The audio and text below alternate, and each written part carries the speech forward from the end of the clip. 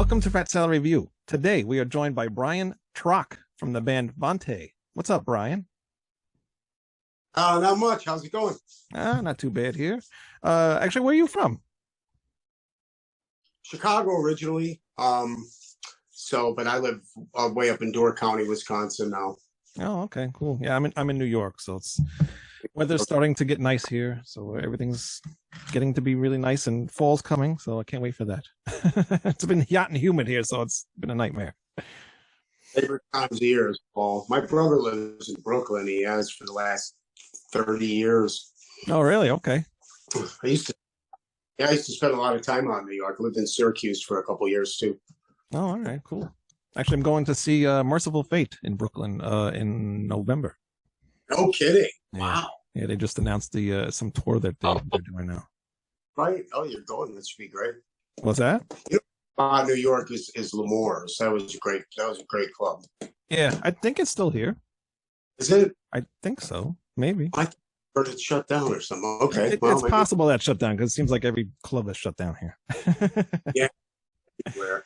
And of course, I still have bands, but I had a band that played there at least maybe once or twice. And every time we played somewhere, the place shut down. So everybody blamed us.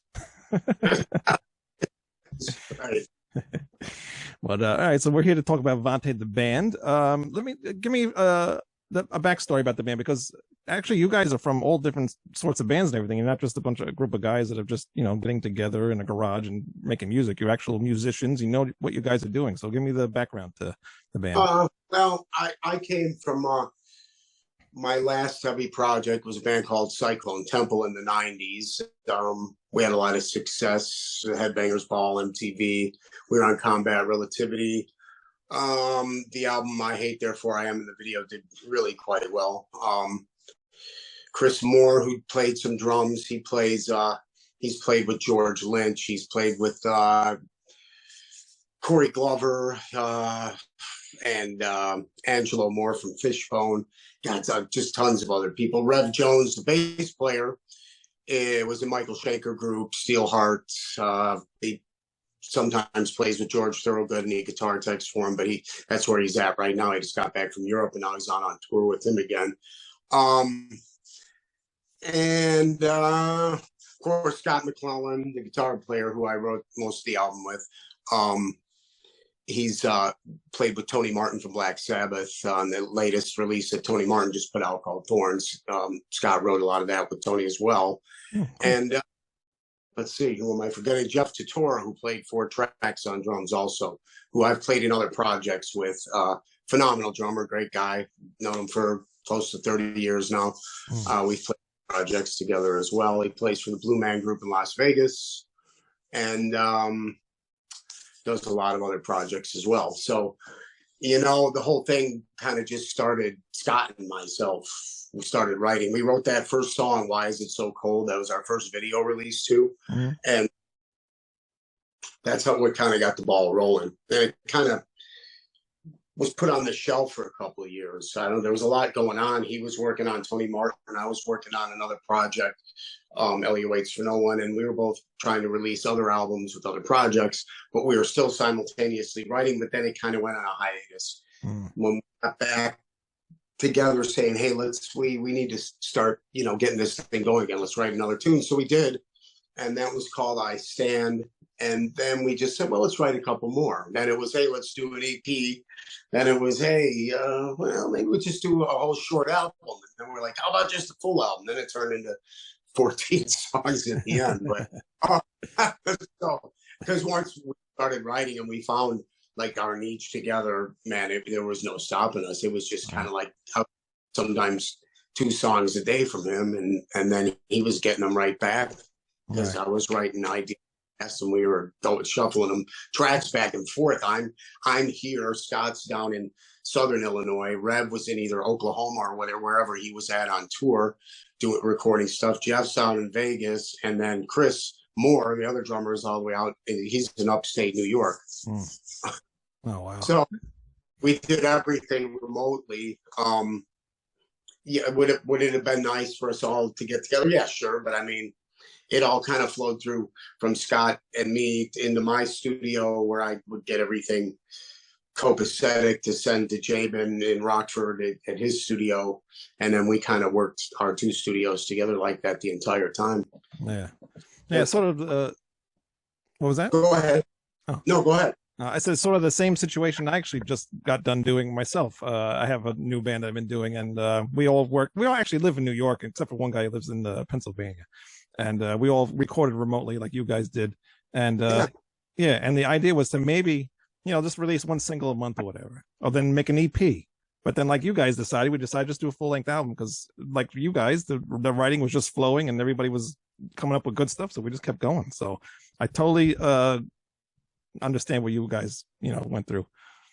Nobody does albums anymore. It's like, yeah, I guess we do. So I mean, I just can't wrap my head around that, putting the single out mentality that you're like hyping on social media 24/7. I don't know, maybe I'm just a little more old school or something. I'm the same way. I don't understand it either, even though I have to, as you see behind me, I collect my CDs and stuff and records, but I have to listen to streaming because my car doesn't have a CD player anymore, and the phone makes it easier to carry all my music around. Streaming's, I mean, it's fine for everybody, but the artist really. Right, exactly, because we just want to make albums. We don't want to put out these singles. So it's I get it. Singles are, especially if you're, I mean, if you've had a chance to hear our album, they're not all exactly going to be like formulaic and exactly the same. It's definitely something that you could listen to one song and then have a representation of that, and then the other song, hear it and go, oh wow, well that's kind of off in another direction. And if you don't listen to all of them, then you're, I don't know, or you put out one kind of music that sounds exactly the same way every time. You're really pigeonholing yourself and stifling your creativity. So right, I don't know.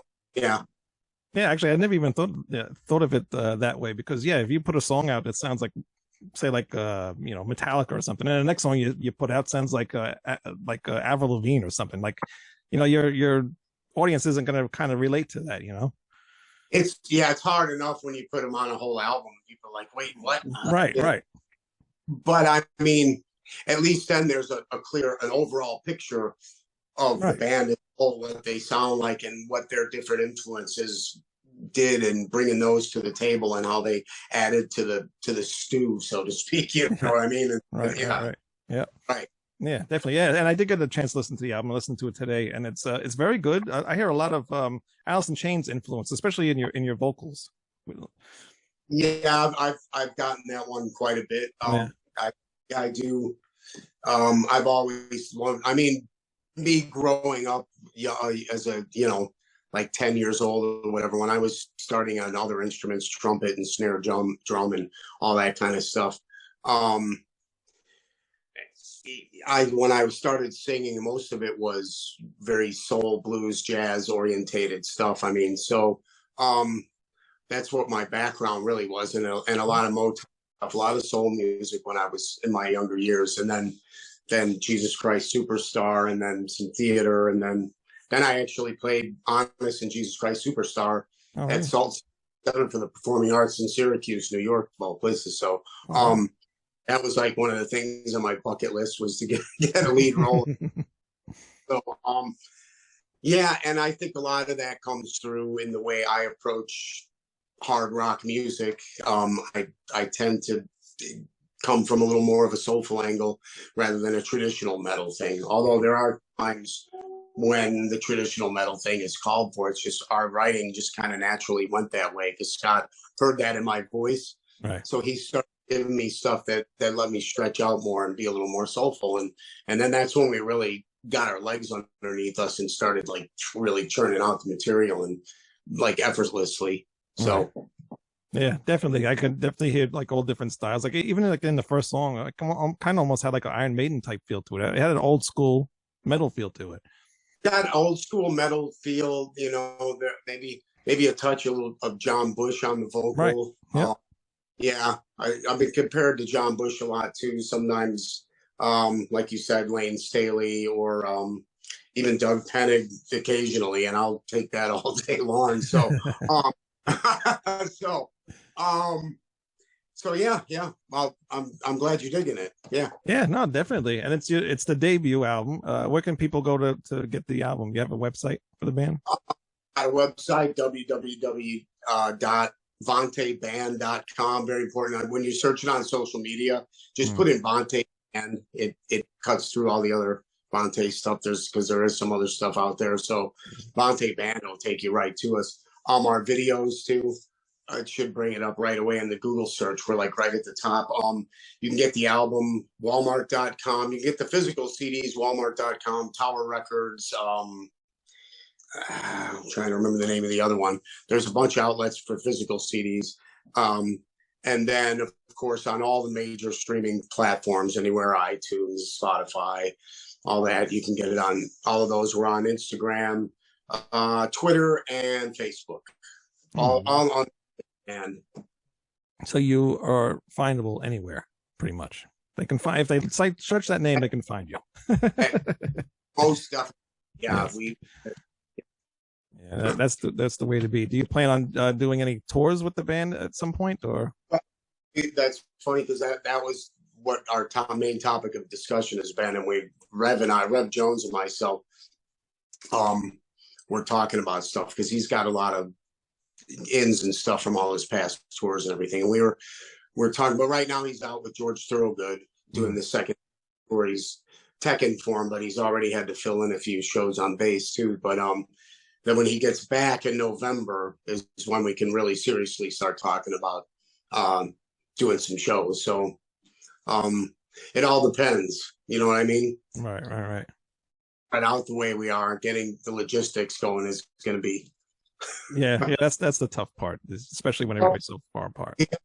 About Vegas, at Vante, and then Rev had mentioned something about the Whiskey A Go out in LA, and some dates in Chicago. East Coast definitely probably would be cool. New York would be cool. Down in Florida maybe. And I guess we just have to see what's cooking, what's happening, how easy it's going to be, how everybody's schedules are going to work out, and it's just a lot of logistics when everybody's spread out like this, but it's certainly doable, and we definitely want to do it. Right. So, you're definitely a band that needs to get out there and play, because it's what you guys put out and released as your debut album is actually really good, so people need to hear it. I believe. Now, I was reading through the bio, and you did some kind of Halloween horror show with Motley Crue at the Limelight in Chicago. How was that? Is that like 1986 or something? Fine. Yeah, it was. Yeah. That was years ago. I sang in front of this band called Hammer On in Chicago, which is still kind of like this underground cult iconic 80s metal type band, and we played. Our old manager, Lloyd Regner, he came back. I thought he was kidding. He's like, I got us to get back and open it up for Motley Crue. Get the hell out of here.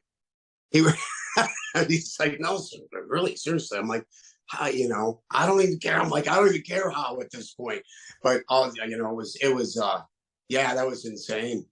Yeah. It was at the Limelight in Chicago, downtown. Absolutely packed. And it was just crazy. Yeah, I could imagine. It's just a party too. It was unbelievable. Played in New York City a few times too. That's a fun place too. All right, cool. Now, did you get to hang out with Motley Crue or anything? Oh yeah. Yeah. How did that go? Hard. I don't know if I can keep up with those guys. Now, what do you think about them today? Because I'm not a huge Motley Crue fan, but seeing all the videos on YouTube and everything of Vince Neil and how he's singing, and his weight's not very well, and then you got Tommy Lee in the back, showing his thing all over social media. What do you think of them now?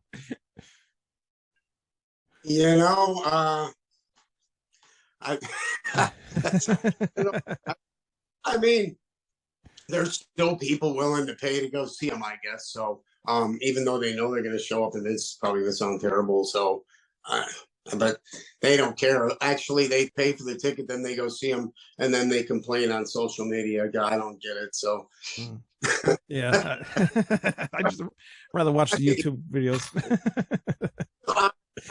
Some people were ripping on him pretty heavy, and I was like, obviously he hasn't taken very good care of himself. So, and I mean, all the years at some point, especially in this business, at some point, the party has to end, right? It can't perpetuate and just go on and on. Well, it can, but you're just gonna, right? Yeah, exactly. Yeah. So I mean, a long time ago, I figured out, if I want to, first of all, you want to sound good, and that all takes its toll on your body. You throw it, singer especially, and you're carrying your instrument with you. Yeah. Yeah, especially when you're the vocalist of the band. I mean, everybody's listening to you, sing the lyrics. I was watching a video the other day of something that somebody posted up of Vince Neil singing, and he didn't even sing the words. There's like no words to the songs at all. Up in like ham sandwich and stuff. Yeah. I will say back when we played with them, it was like 85 or so. So they were in their prime back then. It was like in the prime heyday of it. So it was quite a trip. And I mean, and they sounded really good then at that. I mean, for what they were doing. I can't say I was ever like the hugest fan. No. I mean, I dug them. They've got some iconic songs that are still played today. So I guess, hey, they did some things right there. Yeah. Yeah, I'll never spend my money on them. Too funny. So is there new music going to be in the works at some point soon? I mean, because you just released this album back in June, I think, right? Started writing. We had songs that were done for the next album before this one was even finished being mastered. So I mean, that's kind of how we flow together. So there were 2 songs, Serpent's Kiss and The Color Gray, that were pretty much like I'd finished those, and then actually those are ready to be mixed now, but we're just kind of waiting, and we've written about 4 others, so that we've been working on. I was just tracking some vocals yesterday to one, so and that's on top of the other 2 private industrial project that's kind of a real, it's got some Nine Inch Nails feel going on it and some other stuff and a real djent metalcore kind of thing. But that's cool. That's called My Infected Soul. I've got another video coming out October 7th for that called Infected by My Infected Soul. That's pretty cool. That'll be coming out October 7th on Dark Star Records. That's the label we're on. And got Elliot Waits for No One, which is another band with my wife that's more of definitely different. And what does your wife play?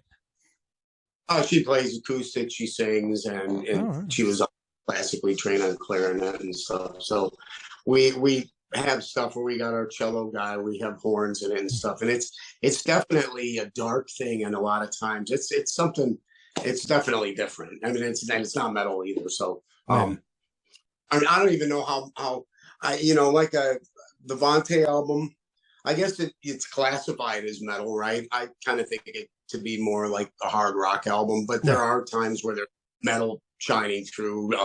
The last song, Never the Slave, that's definitely got some metal vibe going on, right? But at the same time, that Alice in Chainsy kind of vibe going too. Right. So, and I'm not sure that wasn't really a conscious thing. Nothing we wrote was contrived, that's for sure. We just kind of let it go. And Scott said, should we worry about things being? I said, no, man, the last thing I want to be is formulaic. I said, we need to just give me the song. If I want it, let's finish the thought out. I'm a firm believer in that. When you get something in your head and you're in the middle of creating it, no matter, you always got to finish the thought out, finish the process out. At the end of the day, you may listen to it and go, this sucks, I hate it. Right.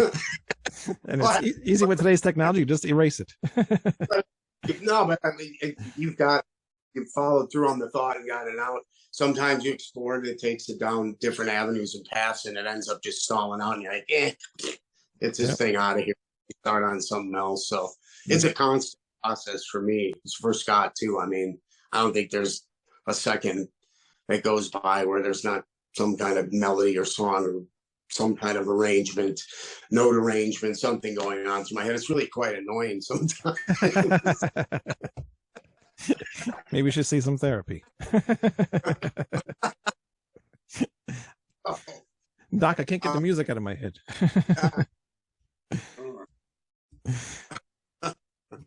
And then sleep too, so it's like, oh yeah. So well, yeah, I'm trying to think. Anything else? The live thing. I wish there was more to talk about on the live front, but I'm waiting to hear from some agents that Rev directed me to, and we'll find out. Hopefully, if we could get onto a support slot, that would be really the way coolest thing. So we'll see. It's in the works, man.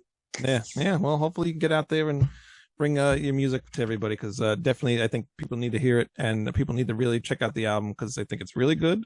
So it's one of my I'll say it's one of my favorites of this year so far. Oh, wonderful. Yeah, wow. Yeah. I've had I listened to a lot of new albums, and I actually just listened to it's better than the new Megadeth album. How about that? What? Yes. Yes. Really? Yeah. I listened to Megadeth the other day, and I was just like, yeah. My wife on the record you saying. It's true. Even though what do you want to do? I just got it in the mail. But I listened to it on the streaming. But I just got it in the mail the other day, but because I just buy all my shit. But yeah, I didn't like it. So your album's way better than Megadeth. Oh, I can't wait. I wish Scott would have been on here to hear that. I'm going to tell him that. Awesome. Yeah, I did.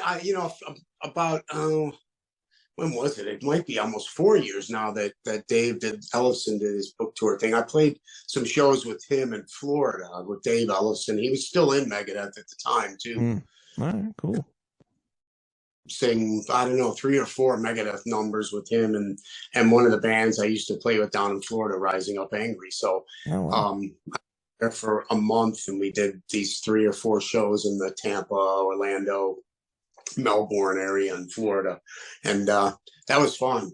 It was worth doing the whole thing just to be up there on stage and saying "Peace Sells, but Who's Dying," and have him going, "You ready?" And seeing Dave next to me started with that iconic I'm up there going, "Holy fuck, I'm really standing here with Dave doing it." It was great. That was a lot of fun. And then of course, well, so that album has the new guy on it, right? Right. Yeah. Yeah, because all that stuff. Yeah. But we'll talk about that. Dave's friend. He seems like a nice guy, you just gotta do what you gotta do. Super nice guy, man. I felt he was kind of entrapped a little bit. So, but whatever. Anyway, I probably could have done without bringing that up too. That's all right.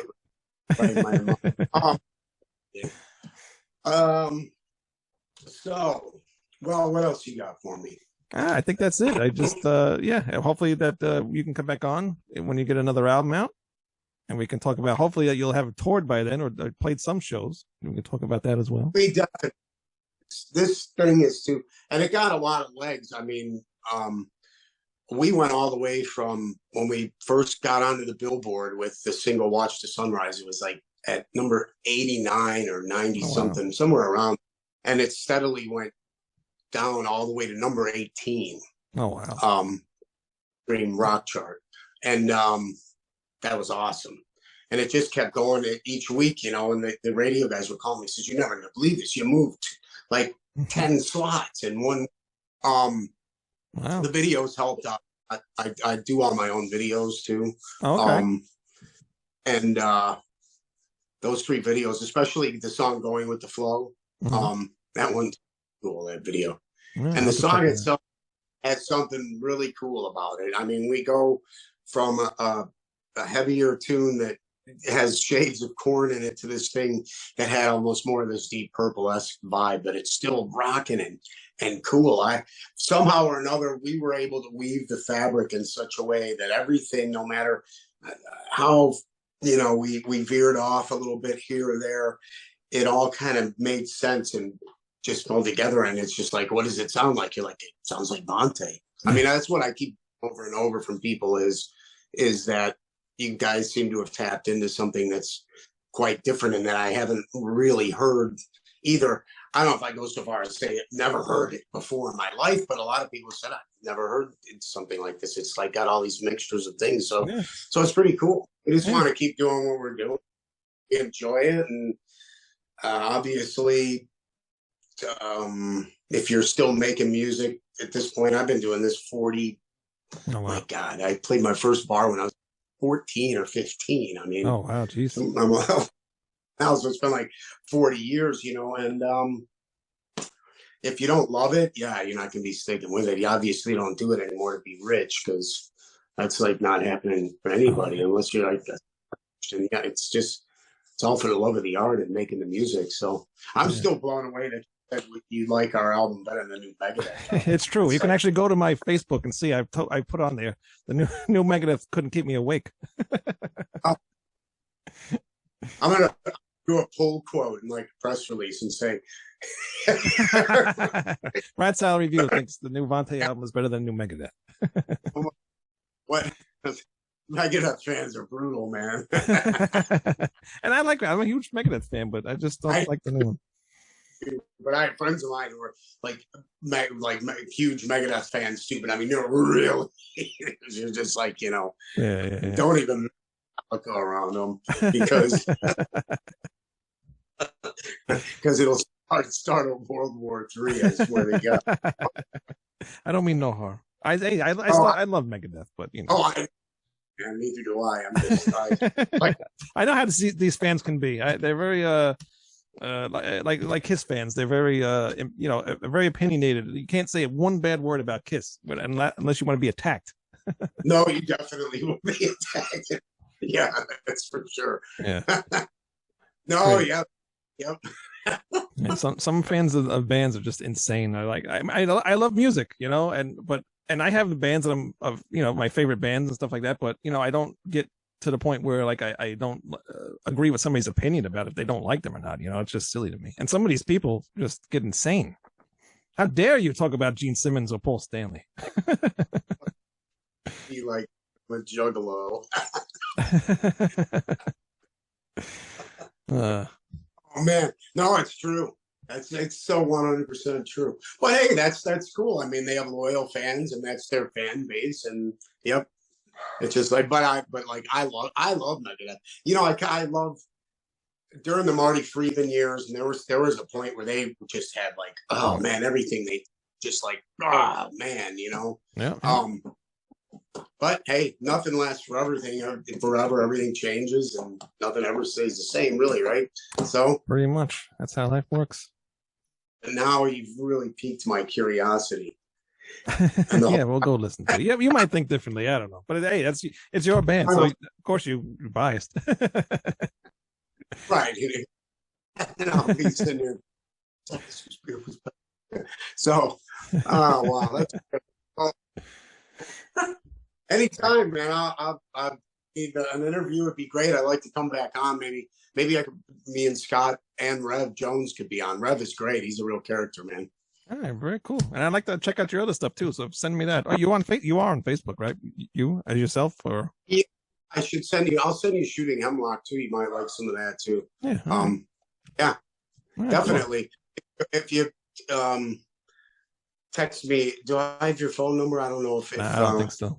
No, I was gonna say I've got do I have your email? I'll get it. Yeah. And we'll get it. Yeah, I'll get you some CDs and stuff. All right, cool. Very cool. All right, man. I appreciate that very much. And again, Brian from the band Vante. And once again, just let everybody know where they can go to find the band. www.vanteband.com is a website that'll take you everywhere. There's, you know, all the social media links, Twitter, Facebook, Instagram, and physical CDs at Tower Records, Walmart.com. I'm trying to remember the name of the other outlet. There's 3 or 4 that carry physicals. If you Google us, it'll take you right there. And that's basically it. Go to all your streaming platforms, Spotify, YouTube, Deezer, all those things, iTunes, Apple Music, etc., etc., etc. They'll definitely find you. And you can find us at ratsaladreview.com. So go to Rat Salad Review, and you can find us on Spotify as well as audio and YouTube with video too. So please hit that subscribe button, and we will see you guys next week. Yes. Bye. Have a good one.